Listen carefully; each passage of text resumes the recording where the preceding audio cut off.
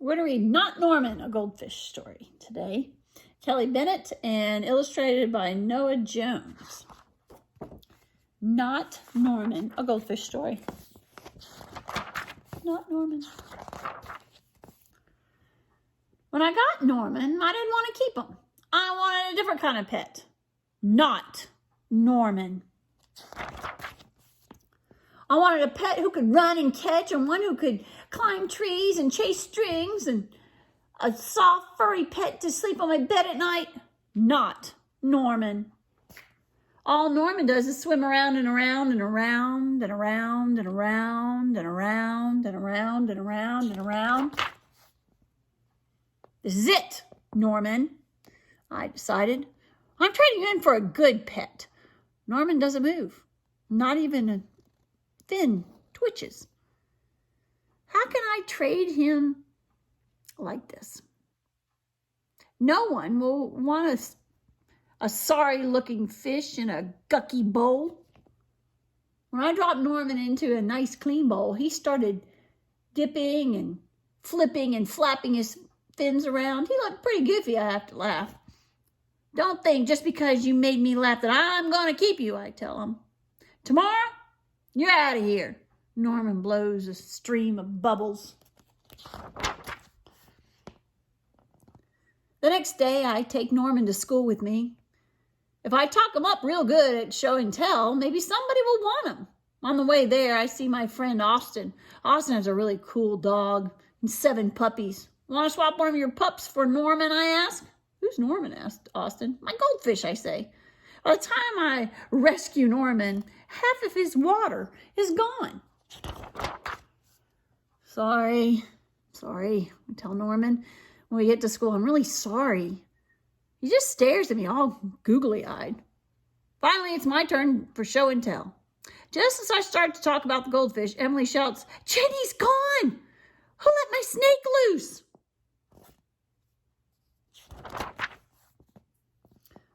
Does anyone hear the story of how I got Norman? Does anyone ask to hold his bowl? No. They all jump around screaming and chasing the snake. Not Norman, though. He's looking right at me. Thanks for listening, I tell him. That afternoon, we go to my music lesson. As soon as it's over, I'm taking Norman back to the pet store and take out my tuba and begin to play. Boom, boom, boom, boom, boom, boom, boom, boom, boom, boom, boom, boom, boom. I glance over at Norman. He's swaying back and forth. Glug, glug, glug, glug, glug, glug, glug, glug, he mouths. Look, Norman's singing, I say. Pay attention, snaps the maestro, and try to play the proper notes. The maestro makes me stay for extra practice. By the time my lesson is over, it's too late to go to the pet store. Don't think that just because you like my music, I'm going to keep you, I tell Norman. He glugs. That night, I'm sound asleep when screech, scratch, scratch. What's that noise? Screech, scratch, screech, scratch, screech. Yikes, there's something at my window. Then out of the corner of my eye, I spot Norman. He isn't scared. He isn't swimming round and round in circles either. He glubs and gives me one of his little waves. I'm not alone. Together, Norman and I slide open the curtain. It was just a broken tree branch. Thanks for watching out for me, Norman. On Saturday, I take Norman to the pet store. Just like I said I would. I look at the cats and dogs and snakes and birds, and I look at the hamsters, mice, and lizards too. They all look like good pets, but they are not Norman. When I got Norman, I wasn't sure I wanted to keep him. But now, even if I could pick any pet in the whole world, I wouldn't trade him. Nope, not Norman. So this was from the little boy's point of view. He's talking about Norman. Well, I wonder what the fish would do from his point of view. So I'm going to read it again from a different point of view, from the fish's point of view, and his name is Curtis. So, well, the fish is Norman. The little boy's name is Curtis. So it would be titled Not Curtis. Instead, let's go from a different point of view. Not Curtis. One day I was swimming around minding my own business, and next thing I know, I'm a birthday present. Sure, I wanted a human, one that wanted me back, and I understand at least a few words of fish. Well, I wanted lots of things, but I didn't want Curtis. He plopped my bowl down on a table and went off to play with his other presents. I mean, I'm not asking for the ocean. I know human and fish can't do everything together, but there is more to a goldfish life than just food and flakes. Curtis wouldn't even clean my bowl. Who wants a human that makes you live in a gucky bowl? This is it, Curtis, I decide. I'm trading you for a good human. And suddenly, his big eyes were looking right at me. Clean my bowl, I gurgle. The next thing I know, Curtis is chasing me around with a giant net.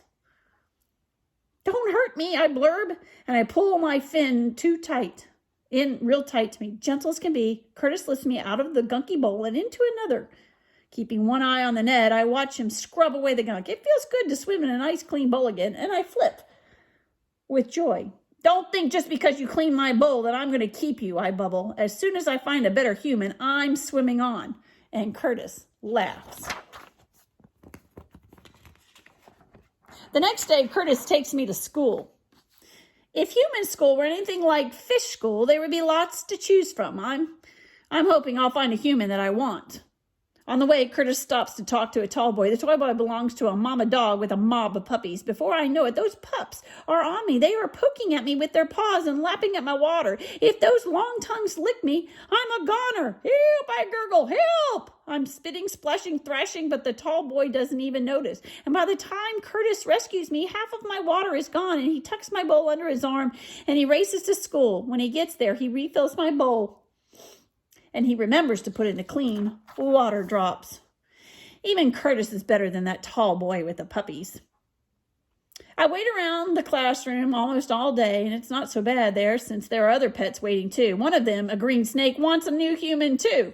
Finally, I get my chance. I'm showing off everyone what a super pet I am when Green Snake makes her escape. Does anyone even see my twirls and flips? Do they even count all the bubbles I blow? No, they're all busy yipping and yelling and jumping and racing around trying to catch the green snake. But not Curtis. No, not Curtis. He watches every one of my tricks. I blow him extra bubbles, and he smiles. After snack, Curtis moves to another room. And this room is filled with humans playing with noisemakers. A noisemaker human could be good, I figure, if it was a good noise. And I open my gills wide and I listen. Glub, glub, glub, glub, glub, glub, glub, glub, glub, glub. Whale music. I look around to see who's playing that whale song. It's Curtis. He's blowing into this huge, twisty, shiny thing making music, and it's making me so happy I have to join him. Don't think I'm going to keep you because I like your music, I tell Curtis. He blows some more happy notes. And that night, I'm paddling around wishing I had a castle or a plant to play with when I hear the music, when I hear noise at the window. Screech, screech, screech, screech, screech. Is it a cat? Is there a cat at the window? I open my gills wide. Screech, screech, screech. A giant cat monster is out there. It's trying to get me. It wants to gouge me with its huge, giant paws and claws. It wants to bite me with its monster thing. Help, I gurgle. Help, help, help. I look around for escape, and that's when I spot Curtis. He isn't scared. He isn't sleeping either. I motion to the window. Out there, I glug. Curtis smiles. And I feel safe. Together, Curtis and I go to the window, and Curtis slides open the curtain. There's no giant cat monster. It's just a silly old tree branch. Thanks for taking care of me, Curtis, I gurgle. A few feedings later, Curtis and I go back to the pet store. And while I'm looking at the pets, I look at all the humans. I look at the big and short and tall and tiny and humans, and I look at the fuzzy humans and the bald humans. I look at all the quiet and friendly and sparkly humans. They all look like good humans, but they are not Curtis. When I got Curtis, I wasn't sure I wanted to keep him, but now, even if I could pick any human in the whole world, I wouldn't trade him. Not Curtis. So that's two perspectives. The little boy didn't want the goldfish, and the goldfish didn't want the little boy. But at the end, they decided that both of them were in the best place they could be. Two different perspectives. I like it. Bye.